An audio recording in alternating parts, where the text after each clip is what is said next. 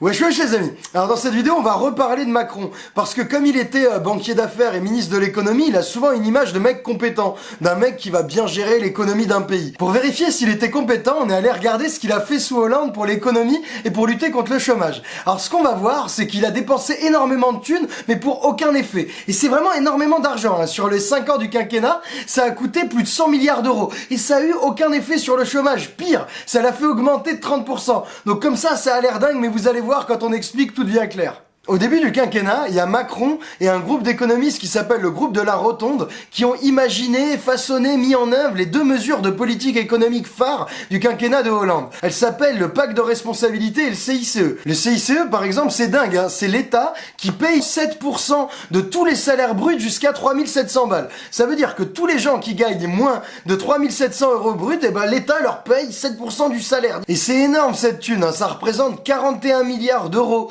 qu'on donne chaque année aux entreprises sous forme de baisse de cotisations sociales ou d'exonération d'impôts. Donc c'est colossal. Et toutes les entreprises de France y ont droit, hein. Ça peut être BNP Paribas, Total, des boîtes qui font parfois des milliards de profits, elles ont quand même droit au cadeau. Et le pire du pire, c'est que c'est vraiment grave ça, hein. C'est que ces 41 milliards d'euros qu'on donne chaque année aux entreprises pour qu'elles embauchent, eh ben on leur donne sans aucune obligation de créer des emplois. En vrai, on était obligé de croire Pierre Gattaz, le président du MEDEF, qui au début, quand François Hollande lance ces mesures, a créé un petit pins, je m'engage à créer 1 million d'emplois, fallait le croire. Alors est-ce que ça a marché? Est-ce que ces dizaines de milliards d'euros filés sans obligation d'embaucher ont vraiment créé des emplois? Alors évidemment non. Déjà regardons les études. Alors il y a une étude qui a été faite sur les 2 premières années du CICE.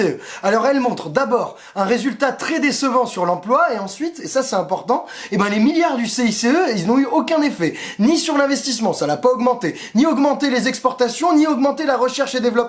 Donc sur les 2 premières années, le CICE c'est bof. Et quel est le bilan du pacte de stabilité et du CICE, les deux mesures, sur l'ensemble du quinquennat? Sa mesure qui était censée réduire le chômage, elle a pas créé 1 million d'emplois, elle a créé 837 000 chômeurs de plus sur tout le quinquennat. Ça fait une augmentation de 30% du nombre de chômeurs. C'est énormissime, hein. Si le mec avec ça, il veut se présenter comme compétent, je sais pas ce qu'il fume, hein. Et ces mesures qui ont augmenté le chômage de 30% en 5 ans, elles nous coûtent maintenant 41 milliards d'euros chaque année, hein. Et donc pour bien comprendre à quel point c'est nullissime et Macron est incompétent avec son bilan, eh ben on va vous montrer ce qu'on pourrait faire avec 41 milliards d'euros par an. Et vous allez voir, c'est stylé. Avec 41 milliards d'euros, on s'est demandé combien on pouvait embaucher de personnes. Et on va pas les payer au SMIC, hein. On va les payer mieux que 50% des Français, on va les payer 1850 euros net. Et là, écoutez bien, avec 41 milliards d'euros chaque année, on peut embaucher 2,5 millions de personnes et les payer 1850 euros. Donc, rappel, hein, quand même, le chômage, il est à 3,6 millions.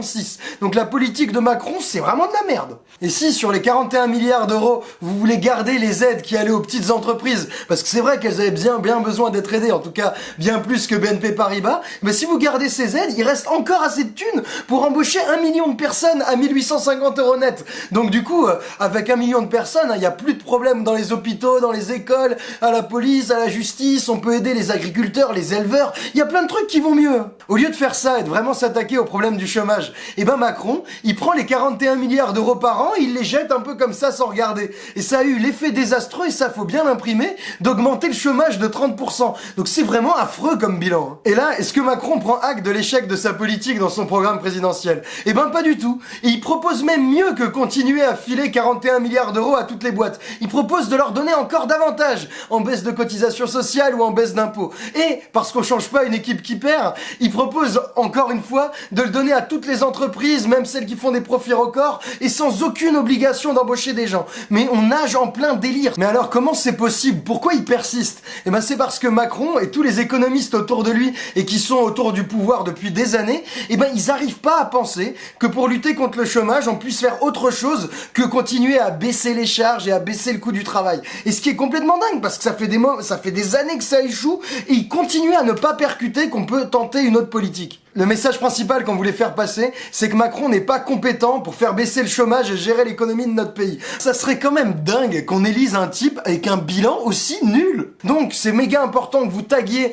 tous les potes, tous les mecs de la famille qui pourraient encore hésiter à voter Macron, parce qu'il faut les informer, hein. Son point fort, c'est pas gérer l'économie, hein. Son point fort, c'est nous envoyer dans le mur et distribuer des milliards sans regarder où ça va. Donc voilà, nous on était contents de faire cette vidéo. On va continuer à nous presser pour la dernière ligne droite et on se revoit très vite. À bientôt les copains.